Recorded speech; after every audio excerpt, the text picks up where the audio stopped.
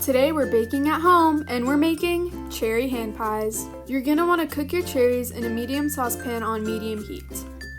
They could be fresh or frozen. Add your cinnamon, and then, once they're all kind of liquidy and cooked down, add a mixture of sugar and cornstarch.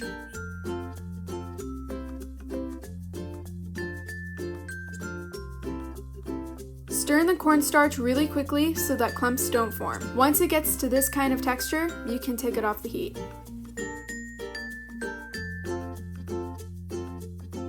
Now you can get started on the pie dough. In a large size bowl, add your flour, salt, and sugar.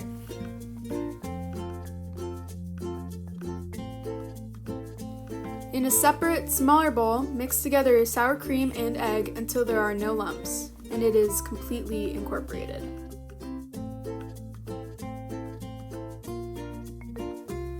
In your flour mixture, add your cold cubed butter. It's important to make sure that your butter is cold because if not, it'll melt when you're mixing it with your hands, and the butter is what gives the pastry its flakiness, so make sure it's cold. Mix that all together in either a food processor or with a pastry cutter like I'm doing until the butter is about pea-sized. Add your egg and sour cream mixture and mix it all together with a fork.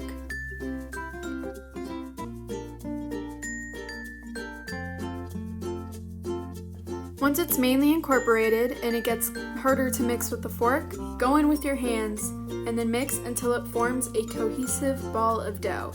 Now, the dough doesn't have to completely stick together, you still want it to be a little bit crumbly.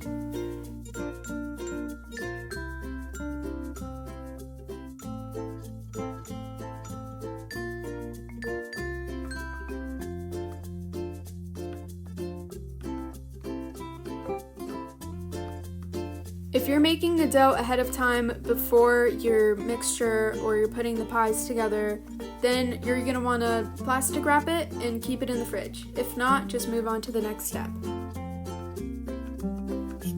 Completely flour your work surface, rolling pin, and dough. Then roll it until it's about 1/8 of an inch thick.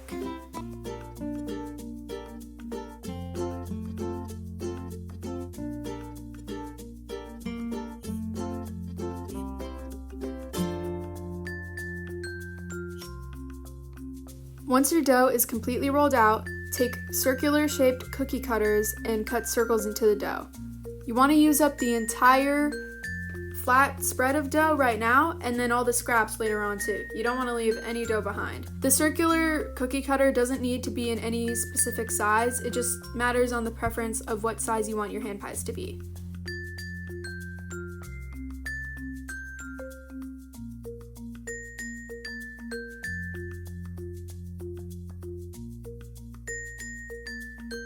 Once your dough discs are all cut out, put them on a parchment paper lined baking sheet and start filling them with your cherry filling.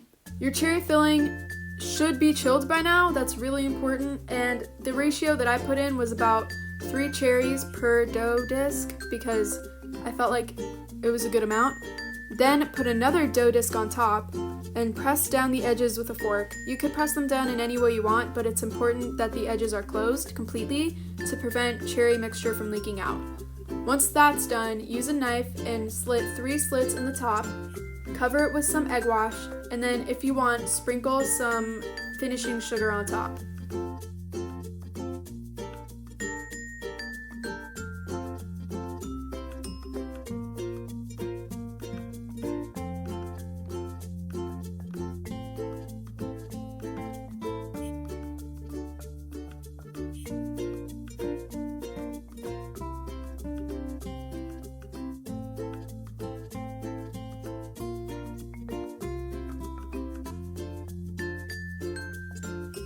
Put these in the oven at 350 degrees and then take them out when the pies are all golden brown around the edges. For this recipe and more, visit myclasscancook.com.